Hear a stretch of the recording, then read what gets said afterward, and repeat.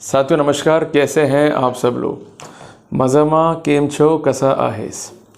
साथियों, एक फ़ैसला आया था ऑनरेबल सुप्रीम कोर्ट का वर्ष 90 के अंदर।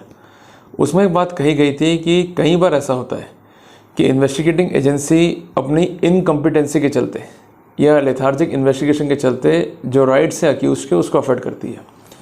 कई बार ऐसा होता है कि लंबे टाइम बाद जाके चार्जशीट पेश करते हैं तो बेचारा अक्यूज़ करे क्या। कई बार ऐसा भी होता है कि अक्यूज़ को जो है रिटायर कर देते हैं कंपलसरी। कई बार ऐसा भी होता है कि उसको सस्पेंड कर देते हैं। तो ऐसे सिनेरियो में अक्यूज़ के राइट्स अफेक्ट ना हो तो एक बड़ा समाधान दिया है ऑनरेबल सुप्रीम कोर्ट ने। जानना चाहोगे ना क्या है? तो भाई फटाफट से नोट कर लो। जजमेंट है state of Andhra Pradesh versus PV Pavitram. याद रहेगा आपको judgement, state of Andhra Pradesh versus PV Pavitram. Judgement है सुप्रीम कोर्ट का जिसका साइटेशन है 1990 SCC page number 340। In that case the procedure has been discussed कि जहाँ पर डिले है और डिले इनऑर्डिनेट है, अनएक्सप्लेन्ड है, तो वहाँ पर फेट क्या होगा प्रोसीडिंग्स का।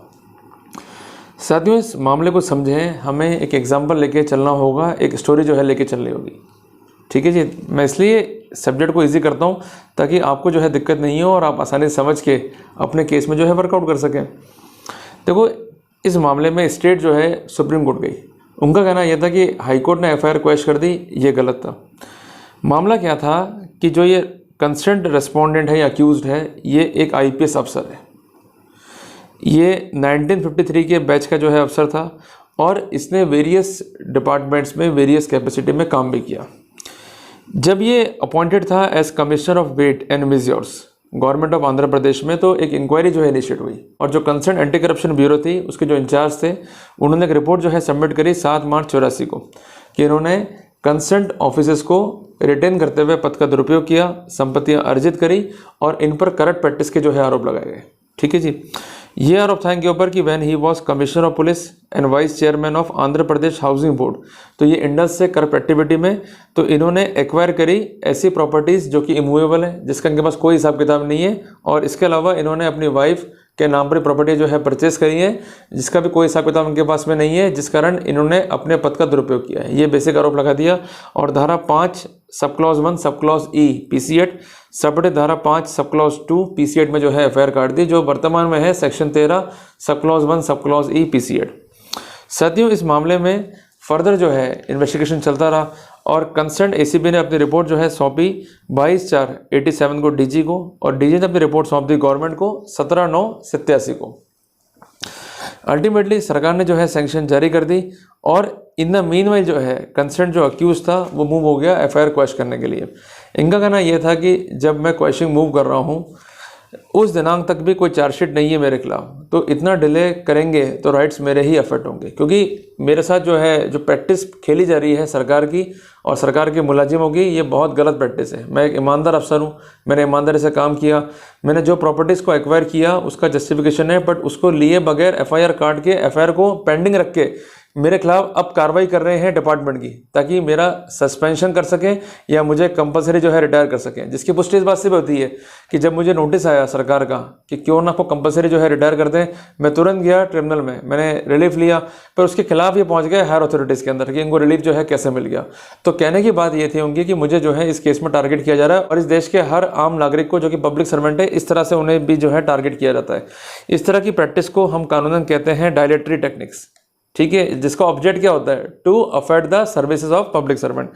तो जब सरकार सुप्रीम कोर्ट में आर्ग्यूमेंट कर रही थी तो उनका तर्क ये था कि सर मानते हैं डिले, बट ये भी लॉ है कि mere delay in investigation can not be a ground for questioning of the FIR। Case का मेरिट्स देखो, जो अधिकारी इन्वॉल्व है उसको देखो, और किस तरह से इन्होंने करप्ट प्रैक्टिस करते हुए देश को जो है बर्बाद किया और एक करप्शन करा है और ऐसे लोगों को बख्श दिया गया, तो क्या मैसेज जो है सोसाइटी में जाएगा? यू गॉट द पॉइंट ना। ऐसे ही आर्गूमेंट होता है हमारे केस में भी। यहाँ पर कंसर्न जो रेस्पोंडेंट है अक्यूज है उसका कोर्ट में तर्क किया था कि mere delay can not be a ground to quash the FIR। सरकार की बात मानी है, बट लॉ ये भी है कि अगर डिले है और डिले इनऑर्डिनेट है, डिले ह्यूज है, डिले अनएक्सप्लेन्ड है, तो वहाँ पर प्रोसीडिंग को क्वैश कर देना चाहिए। उनका कहना यह था कि speedy investigation and speedy trial accused का एक फंडामेंटल राइट है, जिसमें फेयर इन्वेस्टिगेशन और फेयर ट्रायल भी जो है शामिल है, जो कि आर्टिकल 21 संविधान का जो है पार्ट है।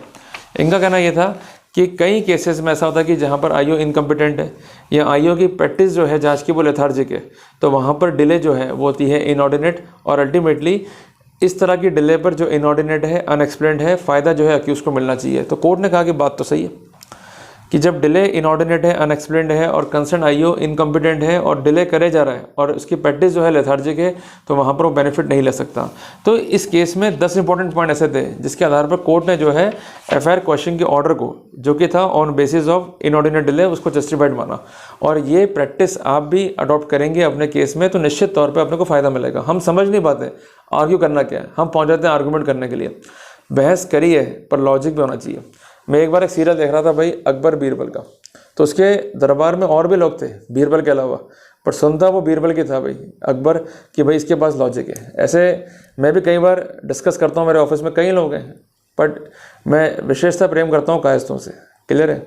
तो मेरे ऑफिस में भी एक बंदा है, उसका नाम है वैभव माथुर। मैं जब डिस्कस करता हूँ तो एक ही बंदा लॉजिकल बात करता है, तो बात जो है समझ में आती है। तो वही आपको मैं कह रहा हूँ कि जब भी कोर्ट में आप आर्ग्यू करो तो it should be a logical task, clear है। लॉजिकल टास्क क्या है इसमें कि जो व्यक्ति इंडल्ज हुआ है किसी क्राइम में, सबसे पहले बात कि वो क्राइम हुआ भी है नहीं हुआ है, कैसे तो नहीं कि जल्दबाजी में एफआईआर जो है काट दी गई हो, ये भी एक इंपॉर्टेंट पॉइंट है to be considered on merits. दूसरी बात ये कि हमारा स्टैंड क्या है वो हमें लेके चलना पड़ेगा। अगर हम स्टैंड क्लियर नहीं करेंगे, स्टैंड छुपाएंगे, तो हमारे लिए दिक्कत होगी। तीसरी बात, हमने क्या प्रयास किए आईओ के पास जाने के और ये इंसिस्ट करने के कि आप इस केस में फेयर जांच करें और जांच स्पीडली करें। चौथी बात, डिपार्टमेंट का रवैया क्या था इन द मीन वाइल, कि वो हमें सस्पेंड करने में या टर्मिनेशन में या हमारी सर्विस को सीज करने में जो है लगी हुई थी। क्या रवैया था डिपार्टमेंट का, वो भी जो है देखना होगा आपको। मैं एक बात स्पष्ट करना चाहता हूँ, जो भी रिसेंट प्रोटोकॉल है, खासकर जजमेंट है राजस्थान हाईकोर्ट का देवेंद्र बनाम स्टेट ऑफ राजस्थान का, उसमें ये स्पष्ट कहा गया था कि जब तक केस चल रहा है एंटी करप्शन का, the proceeding under departmental inquiry should be kept in abeyance. पर उसके बावजूद भी देखा यह गया कि लगातार कार्रवाइयाँ होती है, फिर उन बंदों को जो है हाईकोर्ट जाना होता है, रिट फाइल करनी होती है और अल्टीमेटली डिपार्टमेंट के खिलाफ जो है स्टे लेना होता है। तो डिपार्टमेंट को समझना चाहिए कि ऐसी गलतियां ना करें। भाई आज आप भी एक इंसान हो, भारतीय हो, पहले हमारे देश में हुकूमत रही अंग्रेज़ों की, अब सत्ता जब परिवर्तन हुआ तो लगता है कि जो उनकी विचारधारा है वो परिवर्तन हमारे दिमाग में अभी भी नहीं हुई है। अभी भी हमारे दिमाग में सेटल्ड वही थ्योरी है कि कोई हमारा अपना फंस गया तो सबसे पहले तो उससे बार्गेनिंग करो और उसके बाद सेटल करो गेम को और उसके बाद उसको धक्के खिलाते रहो। अच्छी बात नहीं है भाई। आज उसको भी आप अपने बच्चे के रूप में देखो कि जो आपके पास आया, परेशानी उसके पास में है और इसके अलावा उसके पास स्टैंड किया है, उसने गलती करी है या नहीं करी है। कई बार ऐसा होता है कि गलतियाँ बोनाफाइड भी रहती है, देखो समझो, उस पर निष्कर्ष निकालो। हर चीज़ में हम प्रैक्टिस को इस तरह से करके भाई तुम तो करप्ट हो, तुम तो बेईमान हो, सुनना ही नहीं है, बायस्ड रवैया मत अपनाओ। देखो कई बार घर टूटते हैं, वो भी क्यों टूटते हैं कि एक जने के प्रति रवैया जो है बहुत ही लिबरल है, एक जने के प्रति रवैया जो है बहुत ही बायस्ड है। तो वही चीज़ डिपार्टमेंट को देखनी चाहिए कि कम से कम जो अधिकारी, जो कर्मचारी आपके सामने आ रहा है वो आपका अपना बच्चा है, आपका अपना बंदा है। कम से कम बीइंग द हायर अथॉरिटी आपका रवैया जो है वो सही होना चाहिए। इस पॉइंट को भी दिमाग में रख के चलना है अपने को।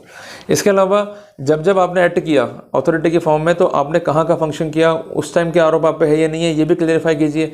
आपका कॉन्डक्ट क्या रहा है उसको क्लियरिफाई कीजिए। क्रिमिनल एंटीसीडेंट है या नहीं है उसको भी क्लियरिफाई कीजिए। इसके अलावा जो प्रैक्टिस अडॉप्ट की जा रही है by department and the agency, जिसको हम बेसिकली कहते हैं डायलेटरी टेक्निक्स, तो उस पर भी काम करना है अपने को। तो अपना डिफेंस खोल के चलना है। डिफेंस खोल के चलोगे तो वहाँ फ़ायदा मिलेगा, नहीं खोलोगे तो वहाँ नुकसान आपको ही होगा। क्लियर है। तो मेरा काम है समझाना, आपको गाइड करना। और सबसे इंपॉर्टेंट बात है कि एक पॉइंट जो है गांठ बांध के चल लो, article 21 which says about speedy trial and fair trial. Speedy trial में स्पीड इन्वेस्टिगेशन और फेयर इन्वेस्टिगेशन भी इंक्लूड है। तो जांच की स्पीड तो हो बट जांच फेयर भी हो। ये नहीं कि जांच फास्ट करी और अल्टीमेटली आपको टांग दिया। तो कई बार कहते हैं भाई दुर्घटना से देर भली, बट देरी का मतलब ये नहीं कि आपने स्कूटर की स्पीड ही कर ली 10 किलोमीटर प्रति घंटे की। रीजनेबल स्पीड मीन्स आप गाड़ी चलाइए, इसकी स्पीड रीजनेबल रखिए। समझे बात को। तो कुल मिला के ये इंपॉर्टेंट पैरामीटर्स हैं जिस पर कोर्ट काम कर चुका है। आपको भी जो है इस पर ध्यान देते हुए जो है अपने केस पे काम करना है। क्लियर है। तो जल्दी मिलते हैं अपन एक नए टॉपिक के साथ। टिल देन, जय हिंद, जय भारत।